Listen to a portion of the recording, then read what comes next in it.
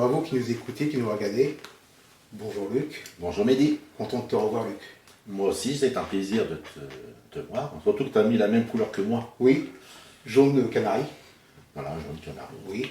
Et aujourd'hui, tu vas nous parler de quoi Luc? Les vendeurs du temple. D'accord. Donc, on te laisse toute la place Luc. Un texte assez connu. Les vendeurs du temple, c'est devenu une expression courante, même dans notre langue française, les vendeurs du temple. Et on va essayer de dire plus précisément de quoi il s'agit. Alors, je le lis dans l'évangile de Jean. La Pâque des Juifs était proche, et Jésus monta à Jérusalem. Il trouva dans le temple les vendeurs de bœufs, de brebis et de pigeons, et les changeurs assis. Ayant fait un fouet avec des cordes, il les chassa tous du temple, ainsi que les brebis et les bœufs. Il dispersa la monnaie des changeurs et renversa les tables. Et il dit aux vendeurs de pigeons, « ôtez cela d'ici, ne faites pas de la maison de mon père une maison de trafic. » Ses disciples se souvinrent qu'il est écrit, « Le zèle de ta maison me dévore. » Luc, j'ai une question qui me vient. Pourquoi Jésus chassa, dispersa, renversa, alors chassa tout dans le temple, dispersa la monnaie des échangeurs et renversa les tables? Ne faites pas de la maison de mon père une maison de trafic. Est-ce que tu nous en dis un peu plus sur ce sujet? Alors, il faut comprendre ce qui se passait. Voilà. Alors, la fête de Pâques était proche. La loi de Moïse faisait obligation à tout juif, à Pâques, de venir à Jérusalem faire le sacrifice de Pâques, c'est-à-dire sacrifier un agneau, si on en avait les moyens, ou, si on était très riche, un bœuf, ou, si on était peu riche, des pigeons. Donc, en fonction de son niveau de vie, on offrait une bête ou une autre, mais de toute façon, il fallait manger l'agneau pascal. Alors, quand vous habitiez à 150-200 km, prendre une brebis de son cheptel, l'amener jusqu'à Jérusalem sur des routes de montagne, c'était pas très pratique. Alors, qu'est-ce qu'on faisait? On prenait de l'argent et on achetait sur place la bête pour l'offrir en sacrifice, selon les rites de la loi de Moïse. Mais il y avait deux dérives. Première dérive, eh bien, les prix étaient gonflés. Il flambait. Ils flambaient. Il y avait, comme tout le monde voulait la même chose au même moment, on en profitait, les vendeurs en profitaient pour gonfler le prix. Première dérive. Deuxième dérive. Puisqu'Israël était sous occupation romaine, l'argent dont on se servait dans la vie courante, c'était le denier romain, ou la drachme grecque, mais surtout le denier romain. Et les responsables du culte avaient dit, ah non, l'argent romain n'est pas sain, il faut le convertir en argent du temple, selon la loi de Moïse qui dit, selon le cycle du temple. Et lors du change, les changeurs de monnaie prenaient une commission grassouillette, importante. Donc à partir d'une obligation, c'est ça le problème, c'est qu'il y a une obligation de la loi, certaines personnes privées en profitaient pour s'enrichir. C'est pour ça que Jésus fait pas le trafic. Ah oui, ne faites pas de la maison de mon père une maison de trafic. Elle n'est pas faite pour ça. Et ne corrompez pas la loi que Dieu a donnée. Ne tirez pas un avantage indu de la loi que Dieu a donnée pour le bien de tous. Se rappeler, parce que Pâques, il faut quand même savoir, c'est se rappeler, nous aurions dû mourir en Égypte, comme les premiers-nés d'Égypte sont morts, mais Dieu, dans sa grâce, nous a épargnés. C'est pour ça que tout premier-né lui appartient. Et c'est pour ça qu'il faut offrir le sacrifice de Pâques. Alors Jésus prend le temps de faire un fouet. Oui, c'est vrai. Je reviendrai tout à l'heure, mais il ne s'agit pas d'un coup de colère. Certaines personnes s'imaginent, quand on lit le texte des vendeurs du temple, Jésus s'est mis en colère. Enfin, j'ai entendu beaucoup de fois, il parle de sainte colère. Oui, de sainte colère.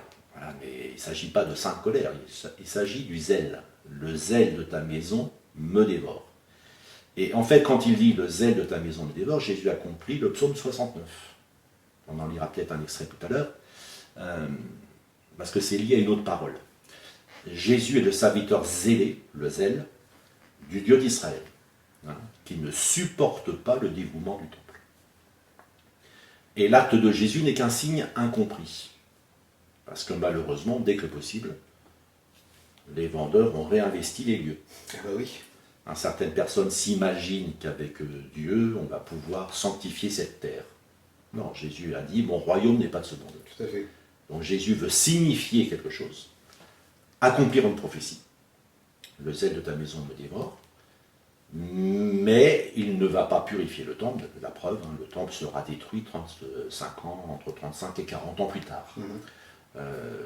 Donc ce qu'il a dit là n'a pas été compris, malheureusement.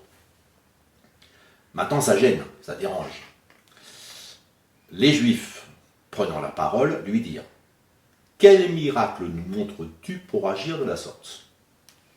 Jésus leur répondit « Détruisez ce temple, et en 3 jours je le relèverai. » Les Juifs dirent « Il a fallu 46 ans pour bâtir ce temple, et toi, en 3 jours, tu le relèveras. » Mais il parlait du temple de son corps. C'est pourquoi, lorsqu'il fut ressuscité des morts, ses disciples se souvinrent qu'il avait dit cela, et ils crurent à l'écriture et à la parole que Jésus avait dite.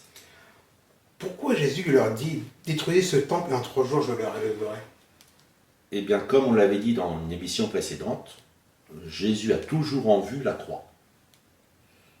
Et détruisez ce temple, détruisez mon corps. Il parlait du temple de son corps. Puisqu'il est fils de Dieu, fils de l'homme, le vrai temple, ce n'est pas le temple qu'il a fallu 46 ans à construire. Ça, ce n'est qu'un bâtiment. Mais là où Dieu réside, c'est en Jésus-Christ par le Saint-Esprit. Je rappelle que quand Jésus a été baptisé, le Saint-Esprit est descendu sur lui sous la forme d'une colombe. Une voix dans le ciel a dit « Celui-ci est mon fils bien-aimé ». Il est le temple. Le vrai temple, c'est lui, plus qu'un bâtiment.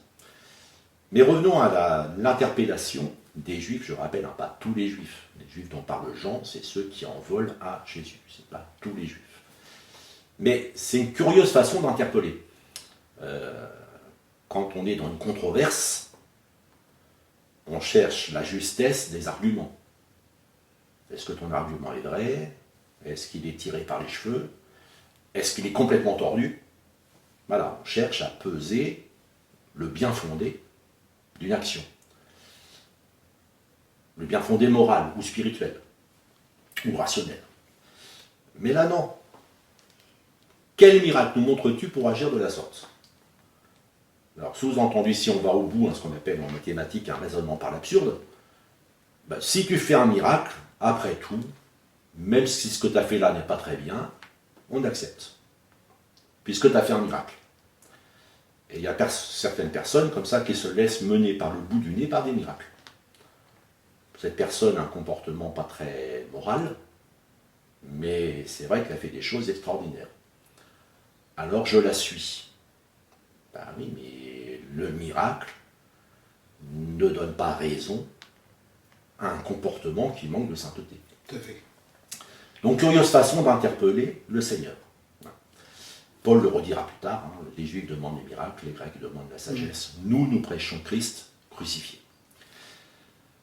Maintenant, Jésus les prend au mot d'une manière incompréhensible pour eux. Son corps est le temple, le vrai. Dieu ne réside pas dans des pierres, mais dans le corps de son Fils, par le Saint-Esprit. Les disciples n'ont compris que tardivement, à la résurrection. Maintenant, est-ce que le zèle de Jésus est de la colère? Non, je l'ai dit, il a pris le temps de confectionner un fouet, dont c'est un acte prémédité, comme on dit dans les séries policières. Jésus répond à l'interpellation avec calme et avec aplomb, ce qui n'est pas un signe de colère. Et puis dans l'évangile de Matthieu, on a un texte voisin, avec une précision. Il leur dit, il est écrit, ma maison sera appelée une maison de prière, mais vous, vous en faites une caverne de voleurs. Des aveugles et des boiteux s'approchèrent de lui dans le temple et les guérit. Quelqu'un qui est en colère perd ses moyens. Tout à fait. Or Jésus va guérir les aveugles et les boiteux qui s'approchent de lui dans le temple. Ainsi le temple retrouve sa fonction telle que Salomon l'avait demandé dans sa prière éternelle, quand quelqu'un de cette nation ou d'une autre nation viendra dans ce lieu, exauce sa prière. Eh bien Jésus exauce la prière de ceux qui viennent dans le temple. Et la vraie colère, encore sourde et cachée, elle est chez ceux dont il dérange les habitudes. Et c'est là qu'il est intéressant de relire le psaume, où il y a ce bout de phrase, « Le zèle de ta maison me dévore », le psaume 69.